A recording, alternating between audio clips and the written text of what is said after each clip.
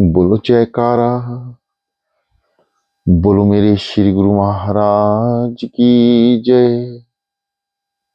श्री सदगुरुदेव भगवान की जय।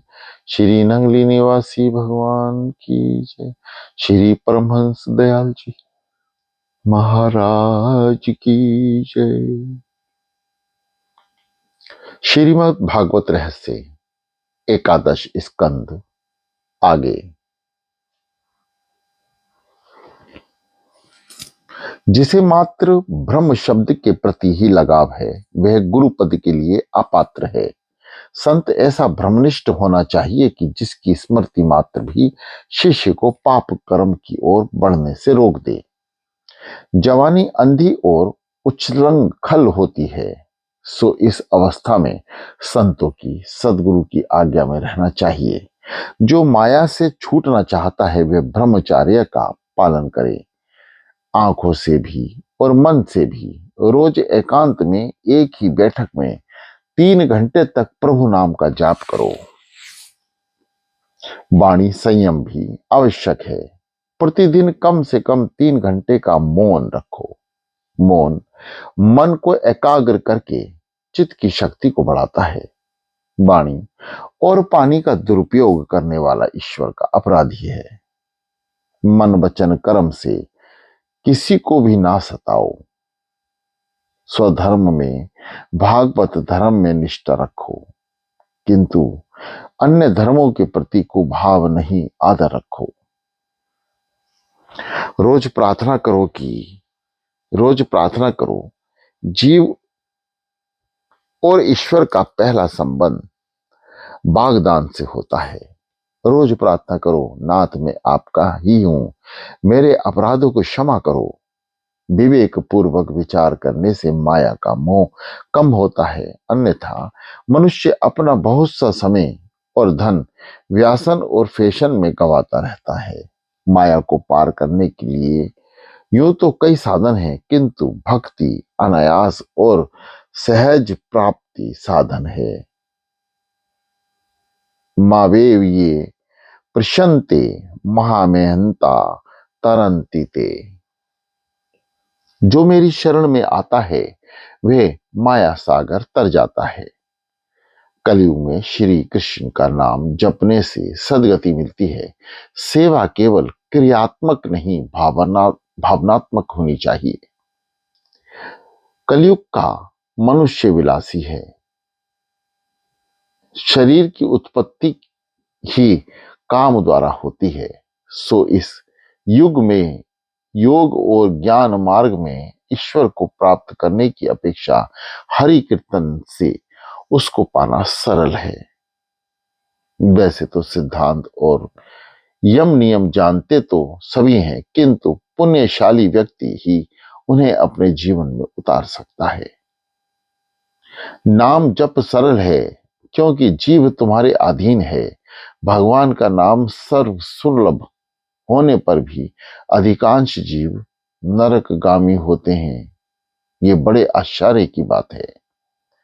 नारायणोति मंत्रोस्ति बागस्ति बशवंती तथापि नर के धोते पतंत्यत्र ततत भूतम। महाभारत के नव पर्व में यक्ष युधिष्ठिर संवाद आता है। यक्ष युधिष्ठिर से पूछते हैं, इस जगत का सबसे बड़ा आश्चर्य कौन सा है? युधिष्ठिर उत्तर देते हैं, अहन्यहन्य भूतानि गश्चानि यम मदिरम शेषाय स्थिर त्वमिश्चितन किमा चर्यामतम परम। मनुष्य प्रतिदिन हजारों जीवों को यम सदन जाते हुए देखता है, फिर भी वह स्वयं को इस प्रकार व्यवहार करता है कि वह अमर है। मनुष्य जहां हमेशा के लिए रहना चाहता है, इससे बढ़कर और क्या आश्चर्य होगा। दूसरों को मरते देखकर भी स्वयं को अमर मानकर भोग विलास में डूबा रहना उसका सबसे बड़ा आश्चर्य है। पांचवें योगेश्वर ने नारायण को स्वरूप दर्शाया। निमि राजन ने कहा, अब कुछ कर्म योग के विषय में बताइए। इन कर्म अकर्म और विकर्म में मेरा मन उलझा हुआ सा लग उलझा गया है। छठे योगेश्वर अवनहोत्री ने कहा, सत्य है तेरी बात। बहुत से विद्वान भी इसमें उलझ जाते हैं कि कर्म किरमति कयोपात्रम मोहितम, वेद कर्म की आज्ञा देते हैं और स्वर्ग आदि का लालच देकर भी देते हैं, किंतु उनका उद्देश्य तो कर्म छुड़ाने का ही है।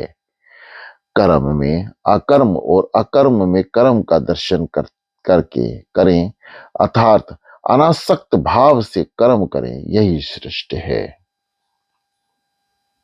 कर्म करो किंतु अनासक्त भाव से। मां फलेषु कदाचने, सभी कर्म ईश्वर अर्पण करो। सातवें योगेश्वर द्रुमी ने प्रभु की लीला का वर्णन किया। उन्होंने सभी अवतारों की कथा सुनाई है। आठवें योगेश्वर चमस ने भक्ति विहीन पुरुष की अधोगति का वर्णन किया है। करभारजन नाम ने योगेश्वर ने परमेश्वर की पूजा विधि बताई। अंत में नारद जी ने वासुदेव से कहा, अब अधिक समय नहीं है। श्री कृष्ण को अपना पुत्र ना मानो, वह तो साक्षात परमात्मा है। उधर देवगण भी प्रभु से स्वधाम लौटने के लिए प्रार्थना करें। प्रभु ने भी पृथ्वी लोक से जाने का निश्चय किया। द्वारका में अपशगुन होने लगे। वृद्धि यादवों ने भगवान के पास आकर कहा, प्रभु यहां रहना इष्ट नहीं है, क्योंकि ऋषियों ने शाप दिया है कि प्रभास क्षेत्र में बसना ठीक रहेगा। तो सब वहां जाने की तैयारी करने लगे। उद्धव जी ने सुना तो वे समझ गए कि भगवान यादवों का संहार करके इस लोक का त्याग करने को तैयार हो रहे हैं। वे प्रभु के पास आए और कहने लगे, मैं आपकी शरण में आया हूं। आपके विरह में से कैसे जा सकूं? जहां आप जाएंगे मैं वहीं चल दूंगा।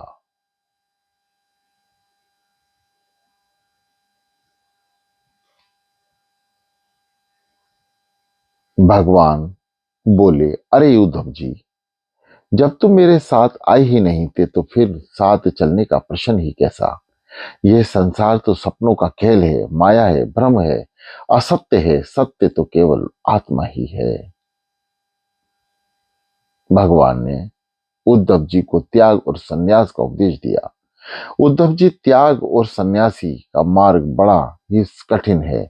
कोई सरल मार्ग दिखलाइए, मुझ पे कृपा करके ज्ञान दीजिए। भगवान बोले, मैंने तुम्हें मनुष्य जन्म देकर क्या कम कृपा की है। अब तो तुम्हें स्वयं ही अपने पर कृपा करनी होगी। स्वयं अपना गुरु बनकर अपना उद्धार करना।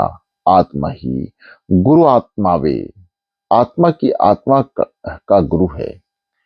ईश्वर ने तो कृपा की ही है, अब तो स्वयं जीव की ही अपने पर कृपा करनी होगी। ये जीवन का लक्ष्य निर्धारित करके लगन से उसे प्राप्त करने का प्रयत्न करोगे तो सरलता अवश्य मिलेगी। अधिकतर जीवों को अपने लक्ष्य का ज्ञान ही नहीं। जीवन का लक्ष्य है प्रभु की प्राप्ति। कृष्ण कथा के श्रवण से पाप जल जाते हैं और चित्त शुद्ध होता है। नियमित भजन करोगे तो ईश्वर अवश्य प्राप्त करेंगे। उद्धव जी, मैंने तो तुम पर कृपा की है, अब तुम स्वयं अपने पर कृपा करो। अजामिल जैसे वैश्यगामी और पापी पर भी प्रभु ने कृपा की थी, फिर तुम पर क्यों ना कृपा करेंगे। संकल्प करो कि इसी जन्म में भगवान के दर्शन करने हैं।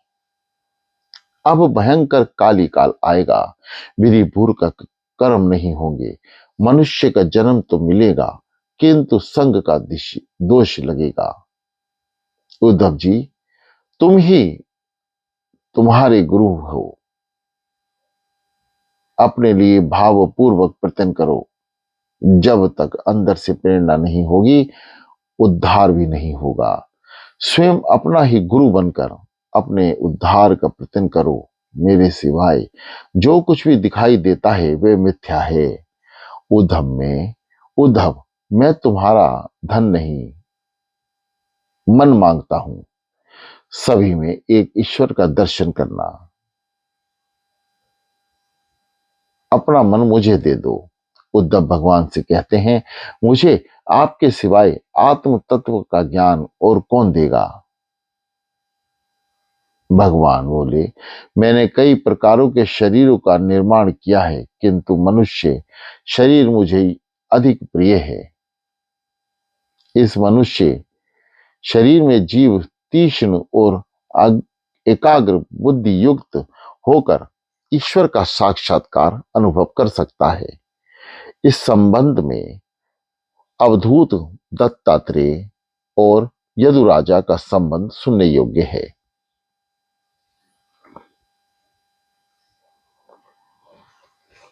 उद्धव जी, यदुराजा ने श्री दत्तात्रेय से ऐसे प्रश्न पूछे थे। यदुराज ने देखा कि त्रिकालदर्शी अवधूत ब्राह्मण निर्भयता से विचार रहे हैं, सो उन्होंने पूछा, दत्तात्रेय जी, आपकी भांति मेरा शरीर पुष्ट नहीं है। जिस काम और लोभ की अग्नि में संसार और अधिकांश लोग जल रहे हैं, उससे आप बिल्कुल प्रभावित नहीं होते। आप अपने ही स्वरूप में स्थित रहते हैं। आप अपनी आत्मा में अनिर्विचारणीय आनंद का अनुभव किस प्रकार कर पाते हैं। दत्तात्रेय जी बोले, राजन, मैंने जान लिया है कि संसारिक जड़ वस्तुओं में आनंद नहीं है। जड़ वस्तुओं में से मन को हटाकर सभी के दृष्टा आत्म स्वरूप में दृष्टि को स्थिर करके दृष्टा का दर्शन करता हूं। दृश्य में से दृष्टि को हटाकर जो दृष्टा में स्थिर करता है उसी को आनंद मिलता है। राजन, आनंद बाहर के विषयों में नहीं, भीतर है। मैंने अपनत्व अपनत्व को भुलाकर दृष्टि को अंतर्मुख कर लिया है। मैं अपने ही स्वरूप में स्थिर हूं। प्रारब्ध जो भी हो देता है उसको आनंद से स्वीकार करता हूं। तुम भी अपने को स्वयं सुधार लो।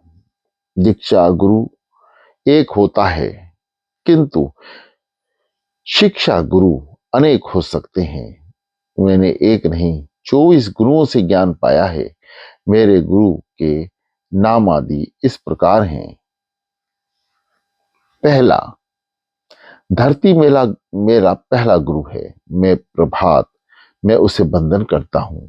हाथ क्रियात्मक शक्ति के प्रतीक हैं। निश्चय करो कि परमात्मा को पसंद आए, वही वैसे ही काम करूंगा। माता की भांति मेरी रक्षा करना। धरती बहुत कुछ सहकर भी सबको सुख देती है। मैंने धरती से सबके प्रति सद्भाव और सहन शक्ति सीखी है। दूसरा, वायु से मैंने संतोष और निसंगता सीखी है। आकाश ने मुझे सिखाया है कि आत्मा आकाश की भांति आनंदी और अविनाशी है। ईश्वर उसी की भक्ति सर्वव्यापी है। चौथा, जल से मैंने शीतलता और मधुरता का उपदेश पाया और जल की भांति साधक को शुद्ध रहना चाहिए। मधुरभाषी और शीतल स्वभाव युक्त होना चाहिए। पांचवा, अग्नि से मैंने पवित्रता सीखी। हृदय में यदि विवेक रूपी अग्नि होगी तो पाप नहीं आएगा।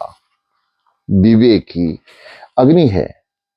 किसी भी व्यक्ति के दुर्व्यवहार को मन में ना रखना। दूसरों के पापों के बारे में सोचना भी पाप है। दूसरों के पापों की बात मन में से निकाल दो। विवेक अग्नि से उन्हें जला दो। छठा, चंद्र ने मुझे क्षमता सिखाई है। बुद्धि और स्वत्रास तो शरीर के होते हैं, आत्मा के नहीं। संपत्ति में अपना भान ना भुलाना और संपत्ति में दुखी मत होना। सातवां, सूर्य की भांति परोपकारी होना किंतु अभिमान नहीं करना। यह सूर्य के प्रतिबिंब कई जल पात्रों में दिखाई देते हैं। जब आत्मा भी एक है किंतु विविध देहदी उपाधियों के कारण अनेक स्वरूपों वाला दिखता है, वास्तव में आत्मा उपराधि रहित है। आठवां, कबूतर के प्रसंग से मैंने सीखा है कि किसी भी वस्तु या व्यक्ति के प्रति अतिशय आसक्ति नहीं होनी चाहिए। वह पत्नी और पुत्र की आसक्ति के कारण मर गया। किसी की भी मृत्यु का विलाप ना करो। रोने वाला स्वयं भी एक दिन जाने वाले ही है, तो फिर दूसरों के लिए क्यों रोते हो? अपने लिए ही रो। नौवा, अजर की भांति प्रारब्ध कर्म अनुसार जो कुछ मिले उससे संतुष्ट रहो। 10वां, समुद्र वर्षा ऋतु में बहुत सा जल मिलने पर भी उछलता नहीं। ग्रीष्म ऋतु में जल न मिलने पर सुख नहीं होता। सुख दुख में हम समुद्र की भांति ही रहना चाहिए। 11वां, पतंगा भी गुरु है। वह अग्नि से मोहित होकर उसके पास चला जाता है, जलकर मर जाता है। मनुष्य भी माया से मोहित होकर उसमें कंस कर अपने ही सर्वनाश कर लेता है। पतंगे की भांति सौंदर्य के पीछे पागल होने से अपना अनहित ही होता है। जगत के विषय बाहर से सुंदर हैं, भीतर से नहीं। सुंदरता तो कल्पना की होती है।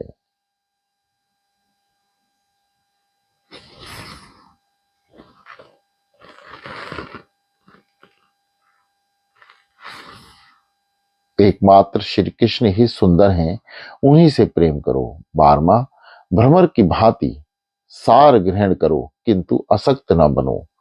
भ्रमर ने कमल को आसक्त होकर अपने प्राणों से हाथ धो लिए। वही लकड़ी तो छेद सकता है किंतु कमल की कोमल पंखुड़ी को नहीं, क्योंकि उसे कमल के प्रति आसक्ति है। यह संसार भी कमल जैसा है जो अपनी विषय गंध में जीव भ्रमर को फंसा देता है। भ्रमर कमल की पंखुड़ियों के खुलने की सोचता है किंतु हाथी ने उसके सारे सपने उजाड़ दिए। मनुष्य भी सांसारिक विषयों में फंसकर अपने को लुटा देता है, सो विशेष सुख में मत फंसो। हाथी रूपी काल कुचल कर नष्ट कर देगा। उससे पहले कि सर्वस्व का मोह छोड़कर प्रभु में मन जोड़ लेना वाला जीव काल को हरा सकता है। जिस प्रकार भ्रमर ने लकड़ी को कुरेदने की शक्ति है, उसी प्रकार मनुष्य भी बड़ा शक्तिशाली है। मनुष्य यदि चाहे तो नारायण बन सकता है, किंतु उसे पहले असत्य का त्याग करना होगा। मधुकृत के दो अर्थ हैं, भ्रमर और मधुमक्षिका। भ्रमर में जो सीखा वह मैंने ऊपर बता दिया। मधुमक्षिका से मैंने सीखा कि किसी भी वस्तु का अतिशय संग्रह ना किया जाए। मधुमक्षिका मधु का संग्रह करती है, तभी तो लोग उसे मारकर मधु छीन लेते हैं। 13वां, हाथी भी मेरा गुरु है। स्पर्श सुख की लालसा के कारण हाथी जान गंवाता है। लोग एक बड़ा सा गड्ढा खोदकर उस पर घास रखकर नकली हथनी रख देते हैं। हथनी उसे असली हथनी मानकर स्पर्श मुख की इच्छा से वहां जाता है तो तुरंत उस गड्ढे में फंस जाता है। साधक पुरुष को चाहिए कि वह नारी का संग ना करे। स्त्री साधिका को चाहिए कि वह पुरुष का संग ना करे। मूर्ति एक स्पर्श एक ही की जाए, मूर्ति तक स्पर्श ना किया जाए। तदापि युवती भूक्षणा सर्प यशुदा दारवीम पपी। 14वां, मधुमक्खी द्वारा एक तृत मधु शिकारी छीन ले जाता है। योगी भी बिना उद्यम किए ही भोग पा सकता है। धन को संग्रह करने के बदले दान करो।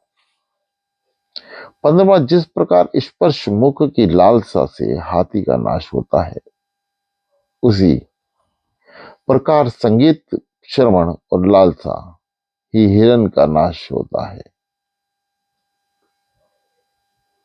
सो योगी को गीत नृत्य संगीत आदि विषयों का त्याग करना ही चाहिए।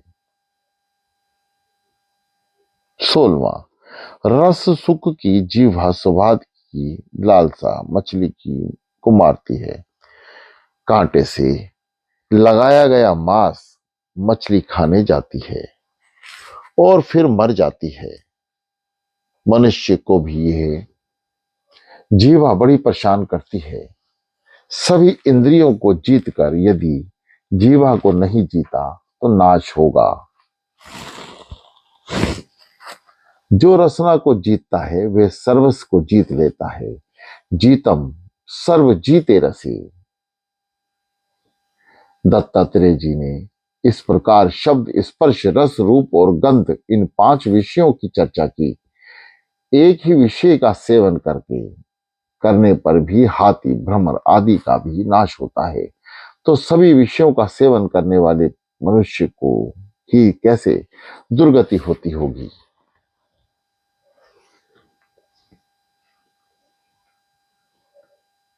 मृत्यु के पश्चात सुनाया जाने वाला गरुड़ पुराण मनुष्य की मृत्यु के पूर्व ही सुनना चाहिए। कुरंग मात गतम्ब मृग न माना हता पंच भीर व्यापा।